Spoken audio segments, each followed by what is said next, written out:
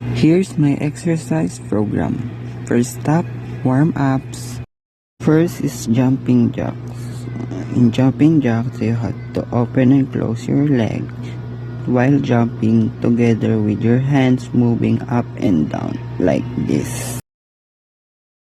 Do jumping jacks for only just 15 repetitions. Second warm-ups is arm circle. Stretch your arms and move it to the circle way to the front for only just 10 seconds and move it to the circle way from the back for only just 10 seconds. For our next warm up, we have hip circle.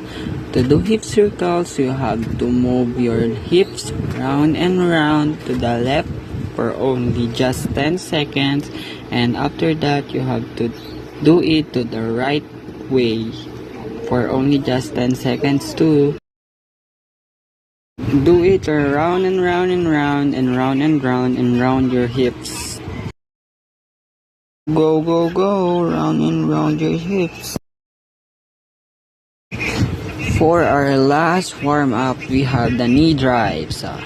To do it, so stand up straight and drive your knees as high as you can. And repeat it for only just 15 seconds. Next, stretching. For our first stretching, we have the neck stretch. You have to put your hand to your head to the left to push your neck down and do it for 10 seconds, and to the right for only just 10 seconds. For our next stretching is shoulder stretching. Put your hands on your shoulder and move it to the circle way to your front for only just 10 seconds and backwards for only just 10 seconds too. Next stretching is tricep stretching.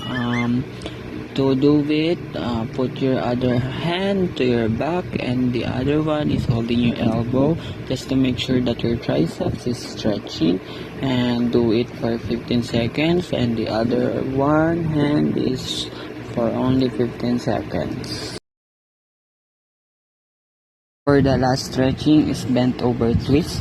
To do it, use your left hand to point at your left foot and the other one hand is pointing at your back, and do it for 15 seconds, and to the right it's only for 15 seconds too. Next exercises. For the first exercise is squats. Bend your knees as low as you can and put your hands to the X position and repeat it for only 20 repetitions. Next exercise is planking. Put your elbow at the ground and your tiptoe position. Make sure that your back is equal. So make this planking for only just 20 seconds.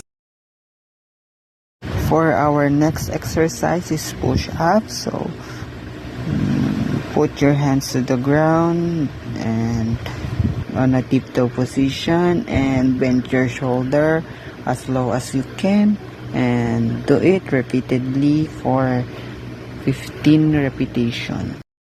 For our next exercise, we have the breeze walking. You have to walk natural for only just 1 minute and or 1 kilometers, just to make sure your exercise will be good. For last is cool downs. Our first cool down, we have jumping jacks. So do the first thing that you do to the warm-ups, but repeatedly, just only for 15 seconds. For next cool down, we have hand in ground. Wide your leg and put your hand to the ground. Do it for only just 20 seconds. For the next cool down, we have the stretching. You have to put your arms on your chest and twist it left to right and repeat it for only just 15 seconds.